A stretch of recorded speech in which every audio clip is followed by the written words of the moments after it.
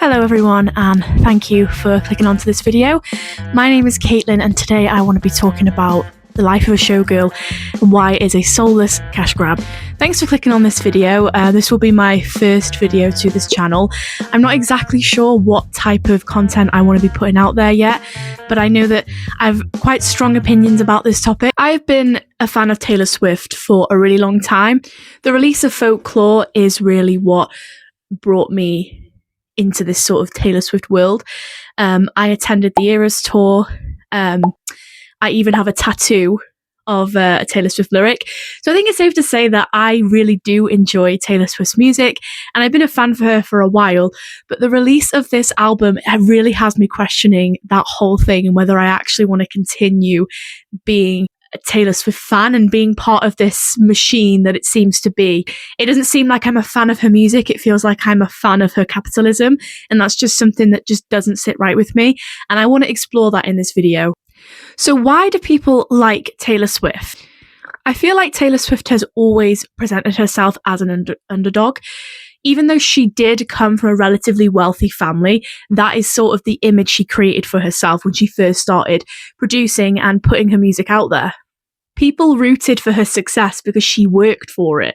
And the release of her debut album, which is self-titled Taylor Swift, was extremely successful. It was country music, but it appealed more to the children of her age, teenagers, tweens, especially within her own community. And I think it's that support that really helped fuel where she is today and how popular she did become.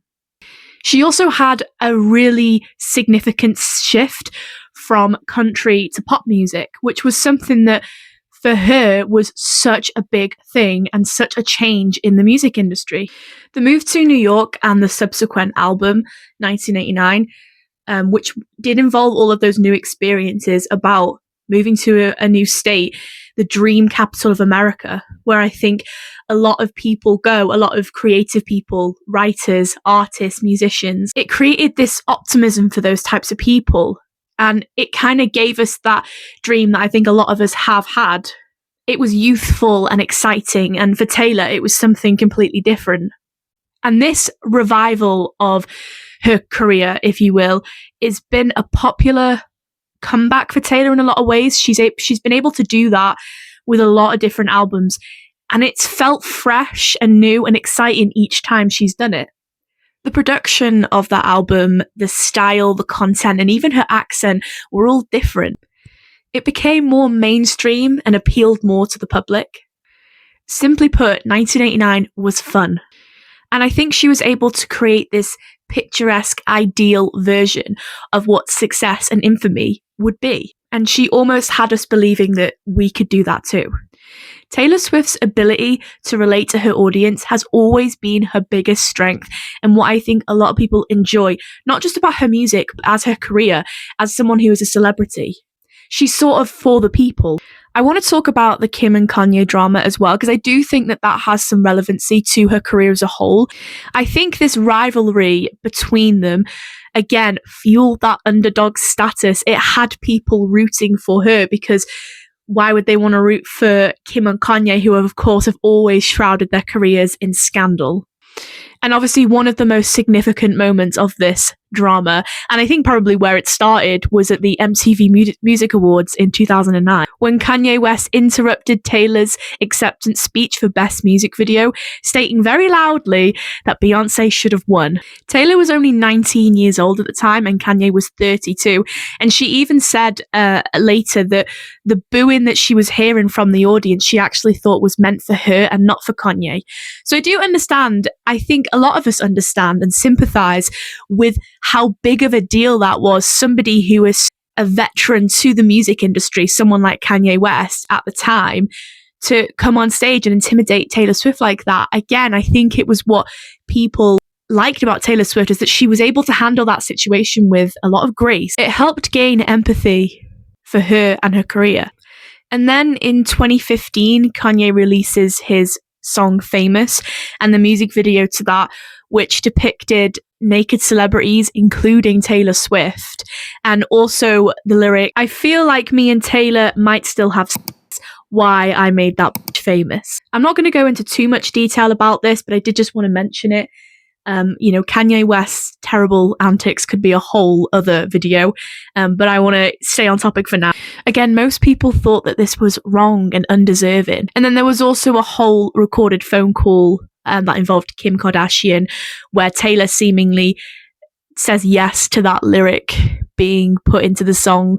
Again, it's a whole other issue that I could talk about, but I'm not going to. But what I mean by talking about these issues is, again, she had this very, very public rivalry with Kim and Kanye. And I think, again, that's what people liked about Taylor Swift, is that she handled those things with a lot of patience. So then all of this drama eventually leads to the album Reputation, which again is one of my personal favorites. Leading up to the release of Reputation, Taylor completely blacked out her social medias. She seemingly disappeared from the public eye. Nobody really knew what was coming from Taylor Swift. Again, Reputation was unlike anything she had done before. She went from country to pop, and now this album, which was so direct and so bold and had that confidence that we maybe didn't expect from Taylor. I think people truly didn't know what to expect from her anymore. And the release of this album was so refreshing, because even though she had been involved in all of this drama, it felt like she was speaking on it quite tastefully and in a way that was still enjoyable to the audience, and something that you would still want to consume. You could still go out and buy the album without feeling like you're just getting involved in petty drama. She came out with lyrics on the album such as, "The world moves on, another day, another drama, but not for me, all I think about is karma." Iconic. For Taylor, this was iconic. It was a type of comeback album from all of the scandal and drama and all this publicity that she had faced over the last few years. She wasn't talking about not liking people for the sake of it. She was talking about her experiences and how that changed her as a person, and most importantly, an artist. Then we have Folklore, which was released in 2020 during the height of the pandemic. Again, this felt like an album that revived her career. She'd released Lover in between this, which again, one of my personal favourites, but I feel like that album didn't speak to people as much as Folklore did. Of course, she had a huge advantage with this album. Most people were at home, not working, not really going to school, and it was something that we could all sit and listen to and talk about. She wasn't talking directly about her life anymore. She was telling a story, which felt unique. She was also able to reach a whole new generation of audience with this album. Her first album was released in 2006, so 16 years later, to be able to release an album and gain so many more fans from it was truly an amazing thing, especially for Taylor Swift. It definitely is what got me hooked on her, and that tattoo I was talking about actually comes from Folklore, specifically the song Mirrorball, and I'll show a picture here. At this point in my life, I'd always been a fan of her music, but very casually, maybe on the radio, maybe if I heard a song or two, and it would be on my Spotify playlist. But this is really what drew me in. When I listened to that album, I fell in love with it. She was able to talk about high school relationships without seeming like she's trying to be cool or relate to that. Instead, it was about creating a nostalgia. I mention this because on The Life of a Showgirl, the song titled Ruin the Friendship has lyrics such as, "Don't make it awkward in second period. We might piss your ex off, and lately we've been good." The whole song talks about wanting to kiss someone, and she later tells the listener that they should always and go ahead and ruin the friendship. The song is whatever. It's not bold or groundbreaking. It's boring and predictable, and there truly isn't anything underneath the surface of the song. This is so frustrating because Taylor can write beautiful love songs, especially in the perspective of teenagers, with songs like Betty. And then if we think about more mature relationships, songs like Tolerate It, where she sings, "Break free and leave us in ruins, took this dagger in me and removed it, gain the weight of you, then lose it." These lyrics aren't necessarily difficult to understand, but they are very well written and very well received by the general public. The lyricism on this new album just simply does not compare to any of her other work. It's lazy and a shell of what it wants to be. There isn't a deeper meaning to anything. Her lyrics are just as they are. You just listen to them and you instantly know what you're supposed to feel, what you're supposed to think, and how you're supposed to perceive these relationships within the song. She even talked about this as an album that she's always wanted to write, and kind of promoting it as something truly different and truly revolutionary compared to the rest of her discography. And I just think that that was a lie. Even if Taylor doesn't really realize she's saying it, I think sometimes she's just so used to talking about her albums that way. And she's so used to hearing that from critics that she just goes with it. She says it without even knowing if it's true or not. Taylor Swift seems to be surrounded by people who constantly validate her ideas, whether they're good or not. She's surrounded by yes men, which leads her to never take any valid criticism on because she just dismisses that as hate. Another thing that makes me feel like Taylor has only released this album to get relativity and profit is during an interview with Zane Lowe, in which he asks, how do you absorb all of that criticism of the days that follow since the album came out? And Taylor responds with, I welcome the chaos. The rule of show business is if it's the first week of my album release and you are either saying my name or my album title, you're helping. Helping what, Taylor? Fund your private jet? I literally had to pause the video when I watched that. I could not believe what I was hearing. I was so shocked that she could say something so tone deaf, so out of touch, and so clearly capitalist and greedy. I think it's fair to say that we, the audience, have given her her entire career. We are the ones that fund this lavish life. And when fans of her music, like me, are voicing their opinion on this, telling her that we don't like something that was supposed to be made for us, we just told that we don't understand the album. We just need to go back and listen again. Or that we're simply just wrong. She makes it clear in saying that she only cares about money. After she says that, she seemingly backtracks, she laughs, and you can kind of tell that she kind of realizes what she's just said. She continues on by saying, I have a lot of respect for people's objective opinions on art. I'm not the art police. It's like everybody is allowed to feel exactly how they want, and what our goal as entertainers are is to be a mirror. She goes on to say that what's happening in your personal life might not directly reflect what's represented on this new album, meaning we just don't understand, meaning we can't relate to it just yet. And I think that's ridiculous. I think we can enjoy every single album without having to relate to every single aspect of it. Although I do think it's true that maybe some albums will resonate better with us than others. This reminds me of the mere exposure effect, which is a psychological phenomenon where people develop a preference for a song simply because they've heard it a lot. I think this is kind of what happened to me when I was listening to the Tortured Poets Department. I was desperately trying to like this album and desperately trying to relate to it like I did with Folklore, and I just couldn't. It was bad. So why is this album so bad? Simply put, it's a cash grab. This album is incredibly unclear in what it's trying to be. There is no clear vision to it. I watched a video from a TikTok creator, Annalise Baker, who explains that Taylor Swift released so many variations of the album cover, where she is dressed like a typical showgirl or to the effect of Marilyn Monroe. But all of these different variations of the album cover represent different historical times in music. So which is she trying to be? I'll link that video below if you want to go watch it. It's quite interesting, and it's kind of what got me inspired to make this video in the first place. When I saw all the different variants too, I had this thought, what is she trying to be? Which life of a showgirl is she trying to represent? Because there is so many throughout so many different time periods. I even thought that maybe she was going to be expressing what it's like being a showgirl through all the different time periods, which would make sense with all these different variants. I think people were thinking about her time on the Eras tour and how she traveled the world for years performing all of her music from all of her different eras. I even thought it would be interesting to listen to her talk about what it's like to be a modern day showgirl, because to my knowledge, showgirls don't really exist like they did back then. So this would have been a perfect example for her to talk about that. I also wanted to highlight a comment on Annalise's video by user 21rrod, who says she wants praise and wants people to like her.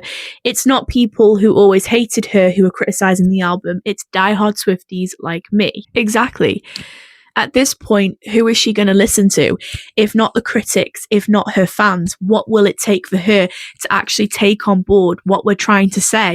Whether you like Taylor Swift or not, I think it's fair to say that she has success for a reason. So what went wrong with this album? When an artist makes it clear that the audience's opinion does not matter to the art, then who is she making the art for? Another creator I follow on TikTok, JJGreen13, made a video saying, when she told us she thinks she would get there faster if she was the man, I didn't think she would become the man. For a long time, I felt that she was different to the billionaire boys rinsing society dry to pay for fuel in their private yachts. I was gagged. I really like what this creator has to say in general with the whole life of a showgirl thing. So I definitely think that you should go to his TikTok and have a look at that. As someone who really did enjoy Taylor Swift's music for years, I mean, enough to get a tattoo of her lyrics on my arm, it really makes me feel silly now, and that everything I liked is just gone. I am someone who absolutely loves music, and I use music to help me in any part of my life, any difficulties that I'm going through. And when you have been a fan of someone for so long and then they disappoint you like this, you kind of feel a sense of grief, which may be silly to some people, but I think other people who have been fans of Taylor Swift can also understand what I'm saying. So what did I like about this album? Well, I actually really enjoyed the production of this album, but I think that's because that had nothing to do with Taylor Swift.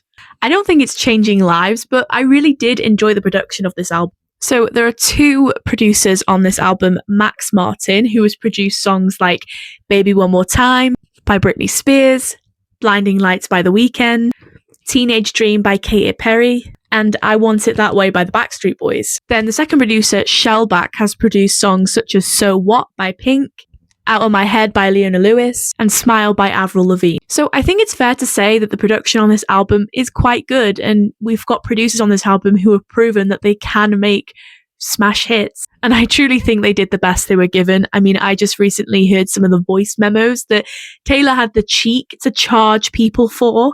And in some of those memos, you can actually hear Max Martin trying to make sense of these lyrics that Taylor Swift's giving to them. And it just doesn't really land well. Also, when I was doing my research for this video, I found out that Shellback produces music for a genre called melodic death metal. And I've never heard that before, but it sounds great. Overall, I think this album is just empty. There's nothing below the surface of it. I think once you hit billionaire status, it is hard to kind of go back to a time where money wasn't the focus of your life. I'm just really disappointed in this album, and I'm also disappointed as Taylor Swift as an artist. I think that her trajectory for her career has been so unique and full of challenges and full of things that actually made her art worth it. I was happy to support Taylor Swift and give her my money, but I can't say the same thing anymore. It is always going to be a difficult thing to ethically consume things under capitalism, but I had high hopes for Taylor Swift and she let me down. So even though I do feel I can go back and listen to some of her other work and like it and be proud to say that I've enjoyed it, I don't think if I can continue saying that from this point forward. Thank you for watching this video if you made it this far, and if you do want to listen to a great album, then you should go listen to Who's the Clown by Audrey Hobart. I listen to that album at least once a week. It's incredible. I love it. I'm so excited to see what else she comes out with. I hope you enjoyed what I had to say. I hope some of it was educational and that you kind of got to hear an opinion from someone who actually does like Taylor Swift music, or at least did like Taylor Swift music. But yeah, thank you for listening to this video. I will link the creators that I mentioned in the description. I'll also link the album. If you haven't listened to the album, The Life of a Showgirl by Taylor Swift, then go listen to it and tell me what you think about it in the comments. I hope you like my little mics. I got them from Amazon. I'll link them too if you want to get one. They're really cute, really soft. And it feels cute to be holding it like this. Thank you again for watching this video. I really enjoyed making it. I hope my microphone was okay. I hope the camera was okay. I'm just using my phone at the moment, and my setup, which is literally just my bedroom window. But thank you so much for watching. Please do let me know what you think in the comments, and hopefully I'll be back with another video sometime soon. Bye!